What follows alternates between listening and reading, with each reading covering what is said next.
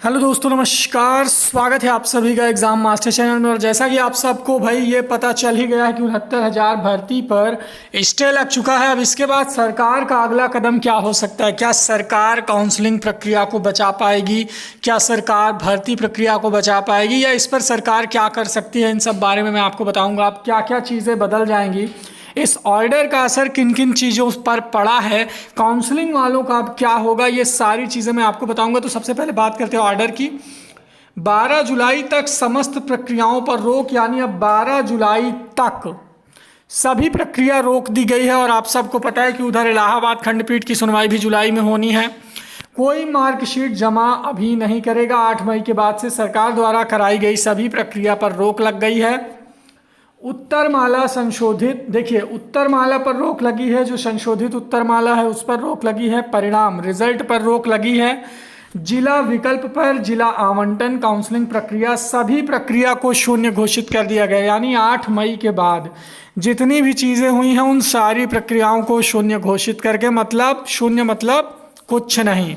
और इन प्रक्रियाओं को रोक करके अब यूजीसी के चेयरमैन को कमेटी का गठन करने का आदेश दिया गया है और इस पेपर की जांच करने के आदेश दिए गए हैं, जिसमें सभी विवादित प्रश्न, आउट ऑफ सिलेबस के प्रश्न, इन सब चीज़ों की जानकारी के लिए यूजीसी से भाई कहा गया है। अब इस पेपर में 150 प्रश्न में 142 पर आपत्ति हुई थी, ये आप सभी को पता है।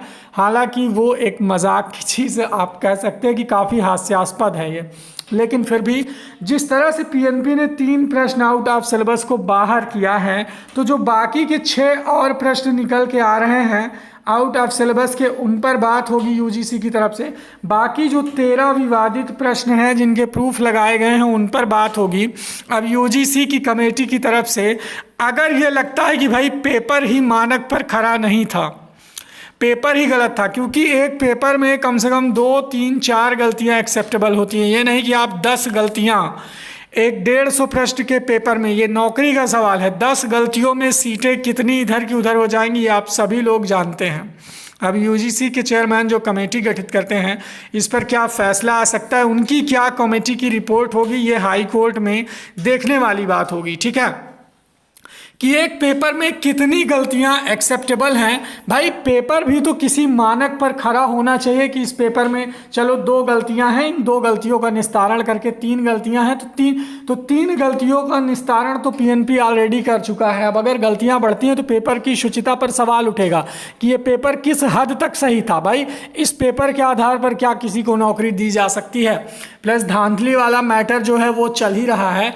काउंसलिंग प्रक्रिया रुकेगी या होगी? सरकार इस ऑर्डर को देखने के बाद, संक्षिप्त जो एकदम बढ़िया से विस्तृत ऑर्डर आएगा उसको देखने के बाद सरकार काउंसलिंग प्रक्रिया को रोकती है, या फिर सरकार डबल बेंच में जा सकती है इस ऑर्डर के खिलाफ, ये भी हो सकता है। ठीक है, तो अब आगे जो है सरकार का ये कदम होगा तो ये सारी चीज़ें बदल जाएंगी। बने रहें अपडेट के साथ एग्ज़ाम मास्टर चैनल पर, जो भी होगा वो आपको बताया जाएगा। फिलहाल आप सभी लोग जितनी अपडेट है अब तक की वो दे दी गई है कि भाई 8 मई के बाद की सभी प्रक्रियाओं को शून्य कर दिया गया है सिंगल बेंच से।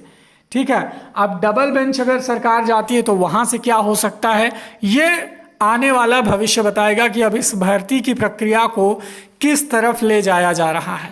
Thank you so much.